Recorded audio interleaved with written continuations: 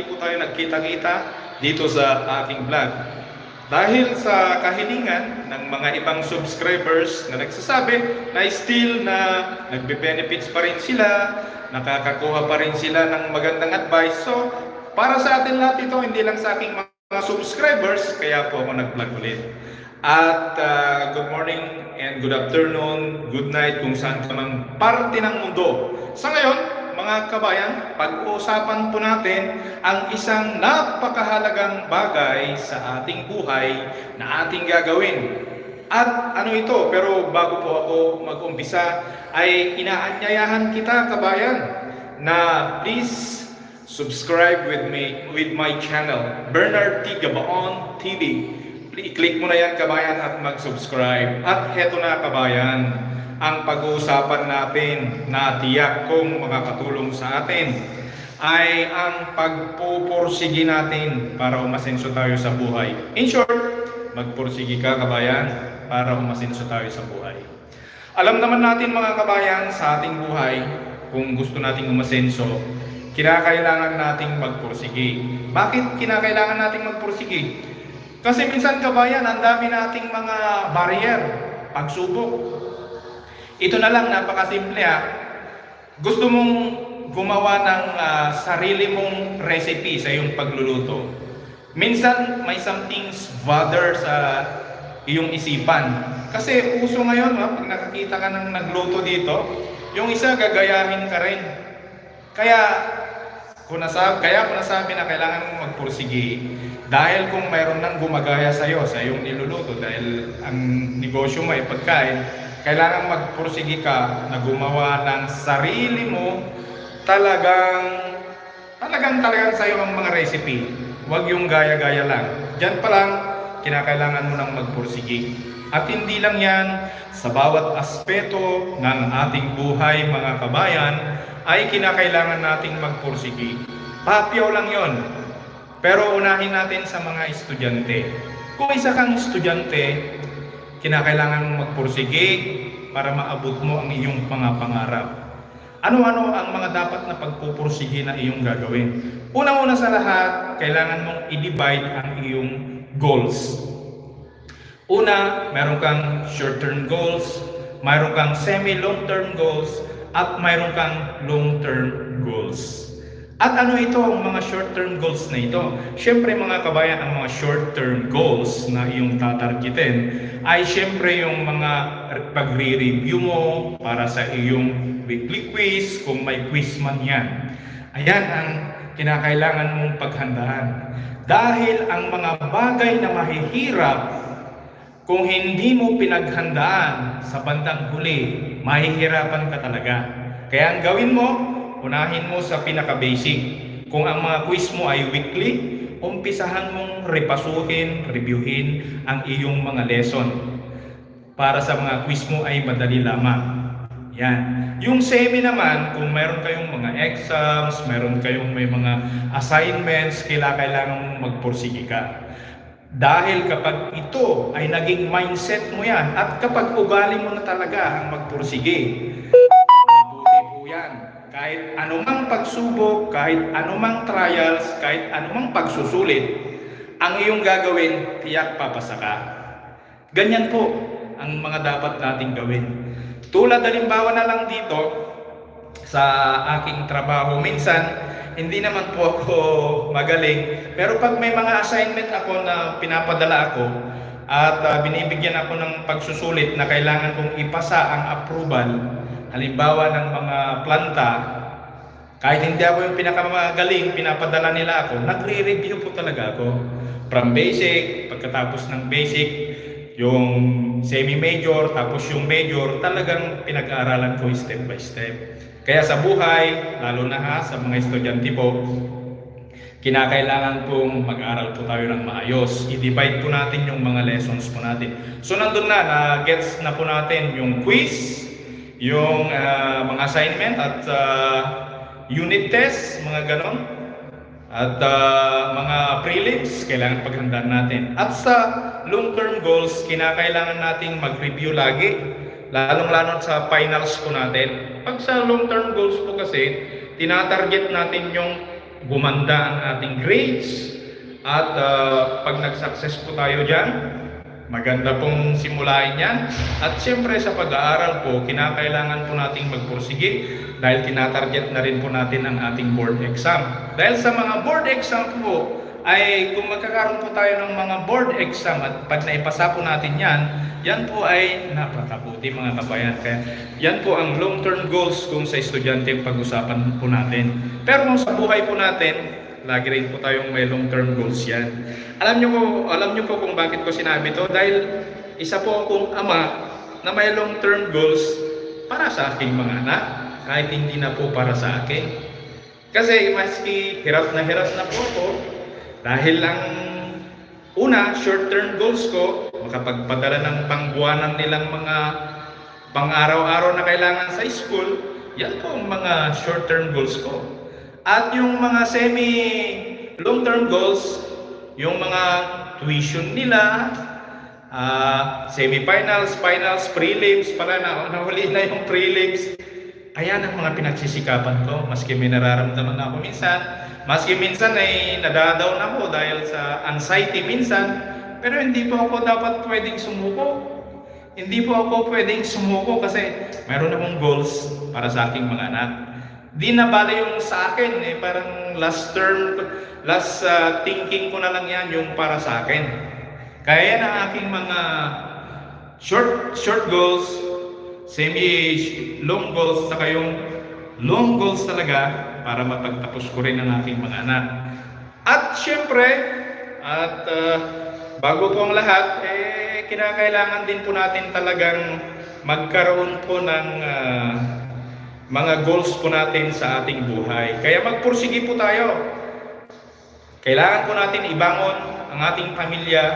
Kailangan po makita po natin kung anong purpose ng ating buhay. Ayan, kaya tayo nagpupursige maski gaano ka kahirap, maski saan mang sitwasyon nandun ka, taga-bukid ka man, taga-dagat ka man, taga-Maynila ka man, kahit anong lugar dyan na sabihin na natin pinakamahirap na buhay sa Maynila, o kahit saan antas ng buhay, huwag kang mawawalan ng pag-asa. Kailangan mong magpursige. Kabayan, lagi mong tatandaan, seek ye first the kingdom of God and His righteousness, and all shall be added unto you. Matthew 6:33. Yan ang gamitin mo para ikaw ay magkaroon ng pagpupursige sa iyong buhay. Tiyak, sure, makakaraos po tayo kabayan. Kaya ganyan ang buhay, kinakailangan nating magpursige. Minsan nandyan na yung nadadown ka na, nasubukan mo, yung parang ayaw mo mong trabaho. Kasi minsan, naiinis ka dahil yung mga gusto mo, hindi mo ma-implement. Yung mga iniisip mo, hindi yon ang nasusunod. Pero bandang huli, iisipin mo yung goals mo. Dito pumapasok yung inspirasyon natin at yung pananalig sa Diyos na kinakailangan natin para tayo makapagpatuloy na magpursige sa ating buhay. Kaya ako nga sinabi, magpursige ka upang umasenso sa buhay. Kasi kung hindi ka magpursige, kung may mga pagkakataon dyan, then wala rin namang mangyayari.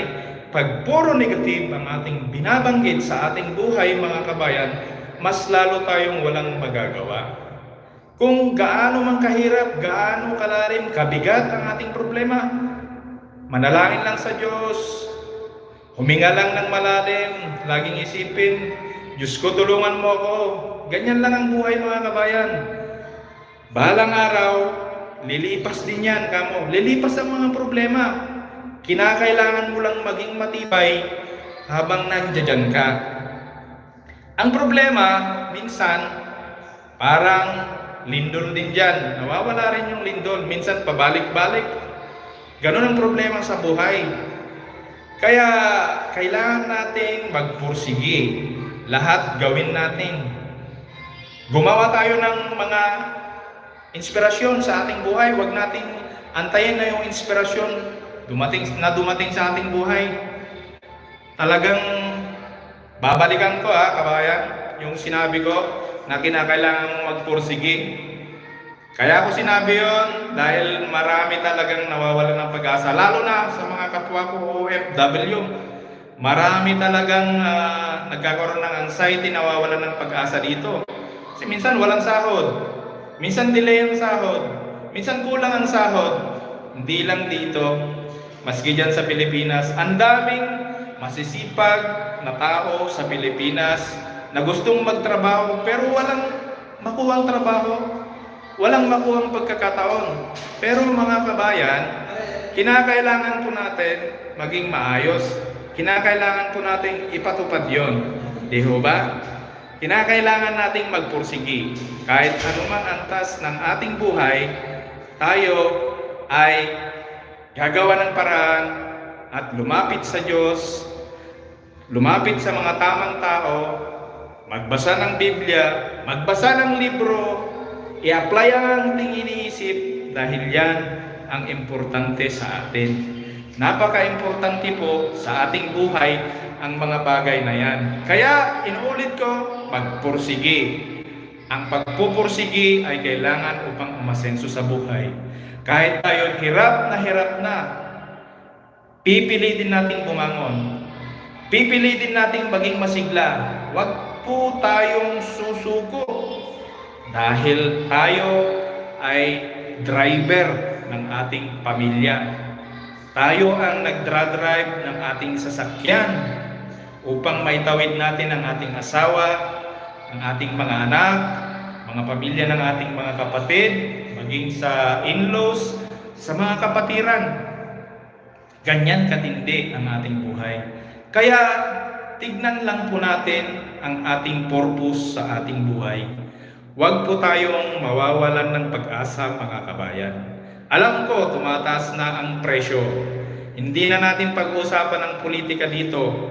Practical tips ang kailangan natin para tayo umasenso. Lagi kong binabanggit yan dito sa aking vlog at sa aking channel, dito sa Bernard T. Gabaon TV. Dahil hindi naman natin kailangan magkaroon ng laging magandang pagkakataon, laging magandang trabaho. Ang kinakailangan natin, pagsamasamahin natin ang sangkap ng ating buhay upang tayo ay umasenso at upang tayo makumbinsing magtiyaga. Una, ang ating relasyon sa Diyos. Pangalawa, ang ating patience o pagtitiis. Pangatlo ay ang ating disiplina. At ang pang-apat ay ang ating pagpupursigi. Yan. Kung nagbabasa tayo ng salita ng Diyos, siyempre nagagayad po ang ating isipan. Imbis na gumawa po tayo ng anomalya o hindi maganda, siyempre hindi natin ginagawa yon. Kasi dahil naniniwala naman tayo na araw-araw tayong ginagabayan ng Diyos. Sa pagising mo pa lang sa umaga, wala kang sakit, blessing na yon.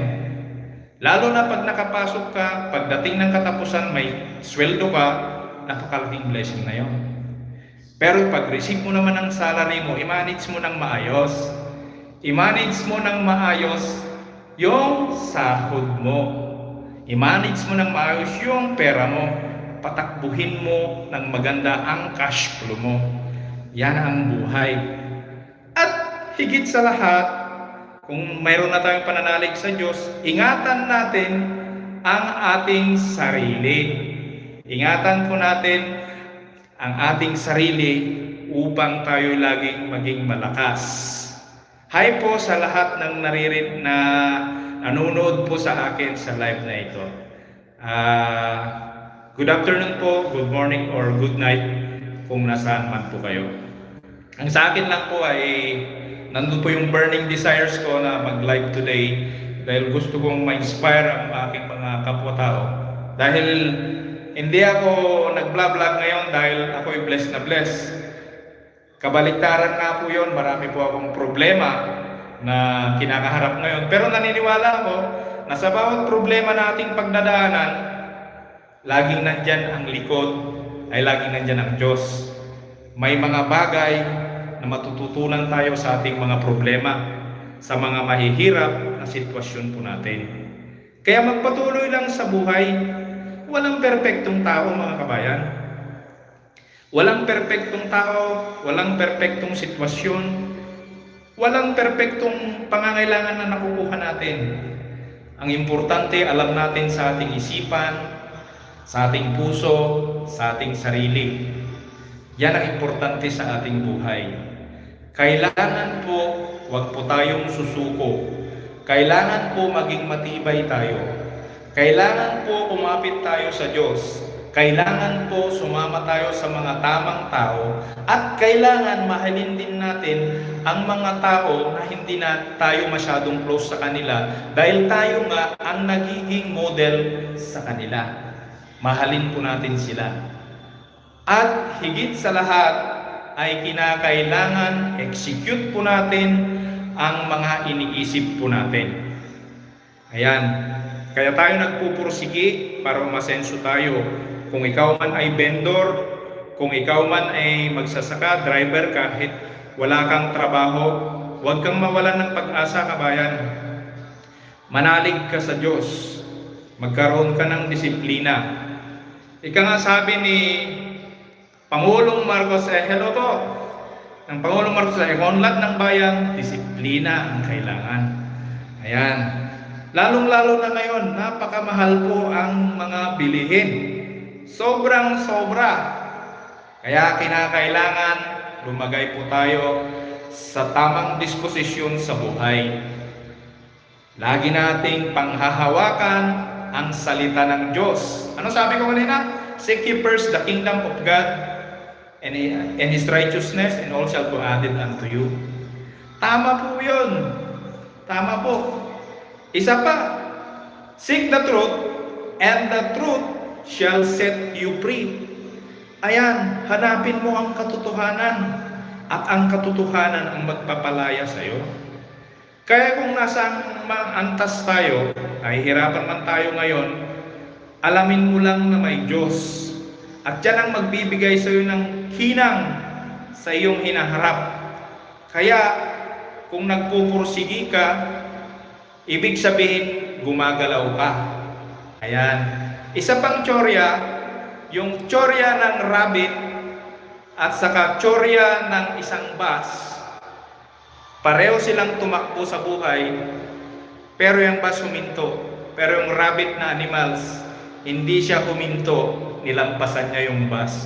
Ganon din po tayo sa ating buhay, mga kabayan. Huwag po tayong susuko. Patuloy po tayong lumaban sa buhay. Bakit? Dahil may mga mahal tayo sa buhay na umaasa sa atin. Mayroon tayong pinapaaral, mayroon tayong binibigyan ng tulong. OFW po tayo. Kaya kailangan maging malakas po tayo. Lalong-lalo na din po yung mga nag-share ng mga salita ng Panginoon. Huwag po tayong tumigil. Huwag po tayong tumigil. Binibigyan nyo po ng ilaw ang bawat tao. Kaya hanggang dito na lamang po, at sana po ay huwag po kayong magsasawa sa ating mga live. At ito po muli si Mr. Bernard Tubera ang nagsasabi sa inyong go negosyo, practical tips ang kailangan mo upang ikaw ay umasenso. At good morning, good night, and good evening po. God bless po sa inyong lahat.